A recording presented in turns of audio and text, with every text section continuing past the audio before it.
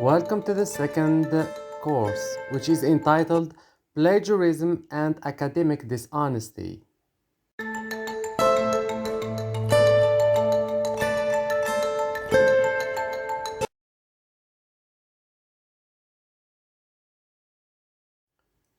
What is plagiarism? According to Merriam-Webster's Collegiate Dictionary, plagiarizing is defined as committing a literary theft. That means plagiarism is presenting another's ideas, information, expressions, or entire work as one's own. So it's a kind of fraud, deceiving others to gain something of value.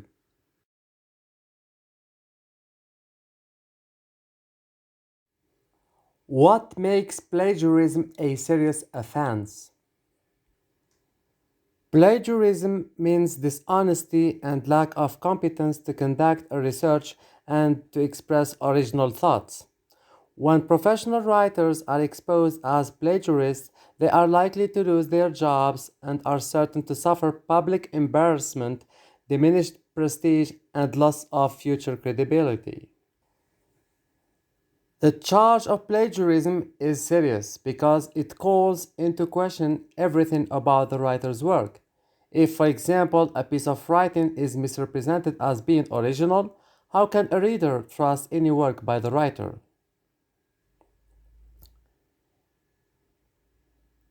Second, plagiarism has a legal repercussion when it involves copyright infringement, violating an author's legal right to publication. Third, it undermines the relationship between teachers and students at the universities and schools because it fosters suspicion and doubt instead of trust. And it turns teachers into detectives instead of mentors and teachers who would provide students with instructions to improve their writing skill and reading skill and their comprehension. Four, it obstructs the process of learning and undermines public trust in educational institutions. Students who plagiarize deprive themselves of the knowledge they would have gained if they had done their own writing. Plagiarism also can undermine public trust in educational institutions such as universities if students are routinely allowed to pass courses and receive diplomas without doing the required work.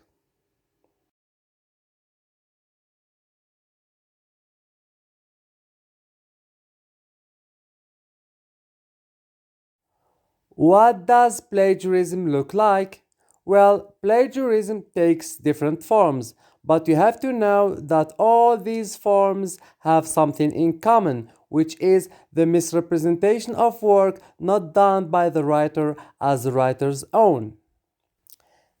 There are many examples of these forms. For instance, buying papers from internet sources or to copy and paste parts or the entire work from the published sources without giving credit to their original author.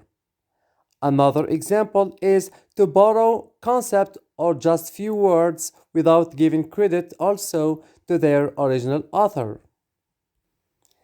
Having said that, there is no need, however, to cite or document common knowledge or references that are considered as common knowledge for example, major historical events that are well known for everybody, or basic facts of a given biography of a novelist or a writer, for instance.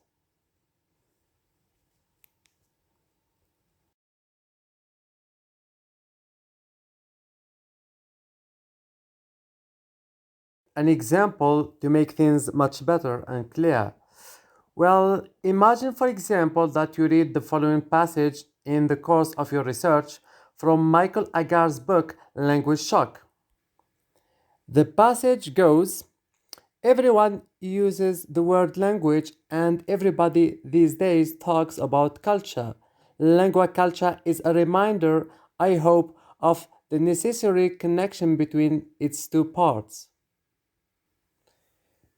If, for example, we are going to paraphrase this passage or you are going to refer to the concept of lingua culture on your own, like for example, you would say or you would write, at the intersection of language and culture lies a concept that we might call lingua culture. If you wrote this sentence, it would constitute plagiarism because it borrows a word from Agar's work without giving credit for the author. Placing the term in quotation marks is not sufficient. If you use the term, you must give credit to its source. And that's why we have to move to the third passage in which we give credit to Agar. And we can read it in this way.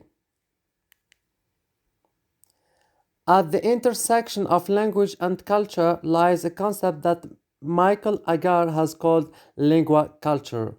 And you see, I mentioned even the page in which you can find the concept in the book of Agar. So, as you see here, even borrowing one concept and you don't claim or you don't give credit to the author, it is considered as a form of plagiarism, let alone picking or copy and paste an entire work or an entire paragraphs from other articles and other books, which is uh, it's very critical and serious.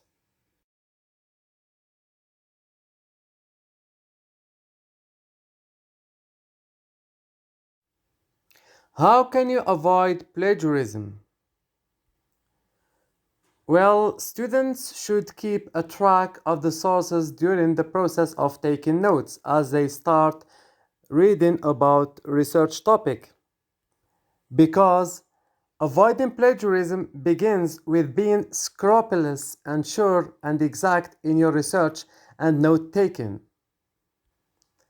That's why students should keep a complete and thorough list of all the sources that they discover during the research and wish to use, linking each source to the information they glean and collect from it. In this way, it is possible that they can double check that their works acknowledge it. Another technique that one can use to avoid plagiarism is to paraphrase and quote from the sources using in-text citation. Last but not least, after the process of writing has taken place, it is good or it is better to rely on plagiarism checker as an assistant tool in order to be sure that there is nothing left or there is nothing missing or there is no slight problem when it comes to your citation and in-text citation and references.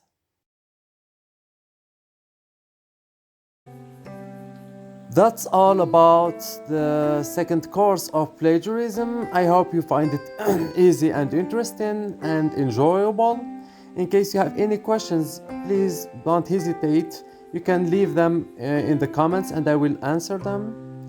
In addition to this, these are the references that I have relied on. You can get back to them in case you want to explore more and further. And that's all. See you next time.